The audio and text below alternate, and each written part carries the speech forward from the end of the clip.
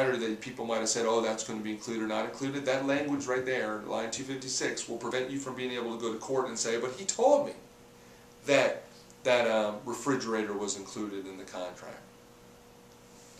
When you look at line 10 of the contract, it prompts you there to make it, to include what you specifically want. It says, when it talks about the description of the property, it says, and also personal property includes existing ranges, refrigerators, dishwashers, ceiling fans, light fixtures, window treatments, unless specifically included below. And then it says items personal property excluded are, and other items included. So there's a part of the contract for you to clearly write what you want to have included or excluded.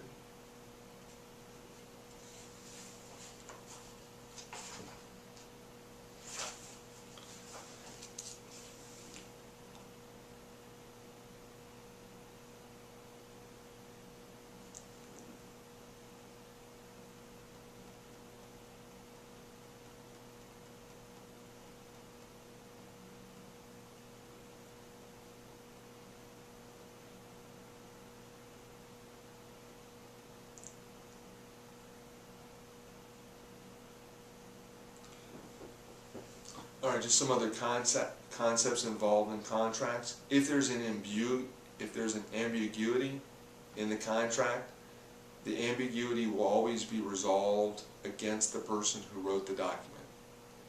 So therefore, it's very important that if you're drafting a document that it not be ambiguous in any way. Otherwise, if it's ambiguous, it'll be resolved against the person who wrote it.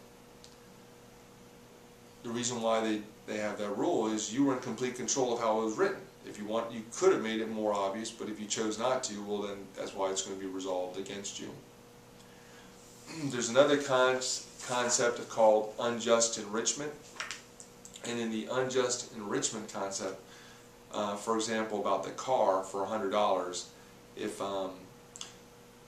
I sell you the car for $100 and you accept the car for $100 and you take the car and you come back later and you raise that intoxication or incompetent or being an infant defense, the reason why you'd have to return the car if the judge were to rule in your favor or come up with $100 is you would be considered to unjustly be enriched if you were allowed to keep the car after claiming that defense. It's unfair for you to keep both the car and not to perform your side of the contract. So it's one thing to not have to provide the $100, but if it happens, then you can't keep the car. That's an unjust enrichment. There's another concept that you don't need to know about for the class, but I just want to say it to you in case anyone who ever talks to you about what you're learning in this class, a concept called promissory estoppel. If I were to say to you, if you go to the University of Central Florida and take the property class, I will reimburse you for the money for that class.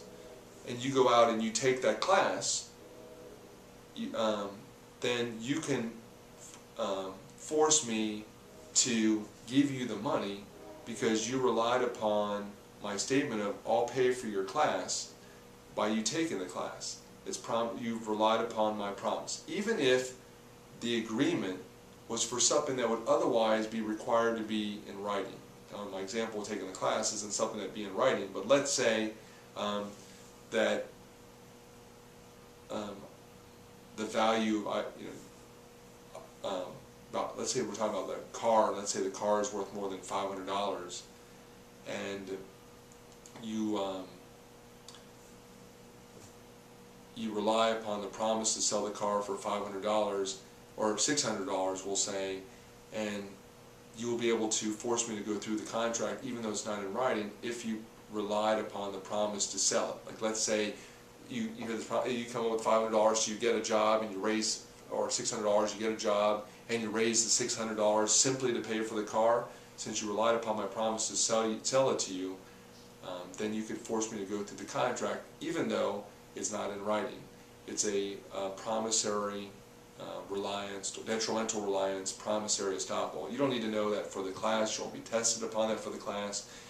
But if you were having an intelligent conversation with someone about contract law, and they were trying to come up telling you you tell them, hey, listen, contract for sale of goods over $500 has to be in writing, and they say that's not true. There's an exception.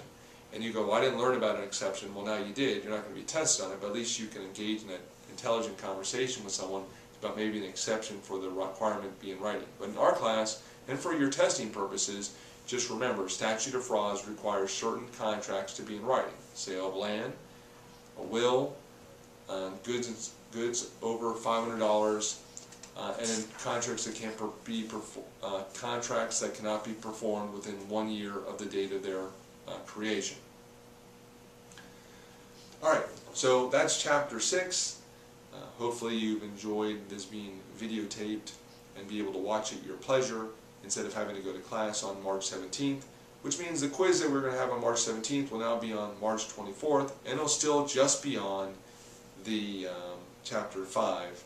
I'm not going to quiz you on March 24th on this videotape because you haven't had an opportunity to ask me questions. So on March 24th we'll do the quiz from chapter 5, easements, and whatever else was in chapter 5, and then we will discuss the topics that are on this videotape, and then we'll start, and we'll go into the next chapter. So what you need to do is on March 24th you're going to bring me your outlines for chapter 6, and then you're going to bring me the outlines for chapter 7, and then after we do a quick recap of what was on this videotape, then we'll go into landlord and tenant law. Now, when you're doing landlord and tenant law, the syllabus should have a cross-reference to Florida statutes on landlord-tenant law. It'd probably be a good idea for you to take a look at that so you can see how Florida law and how the landlord-tenant law in chapter 7, how they relate to each other, and we'll talk about that also on March 24th. All right.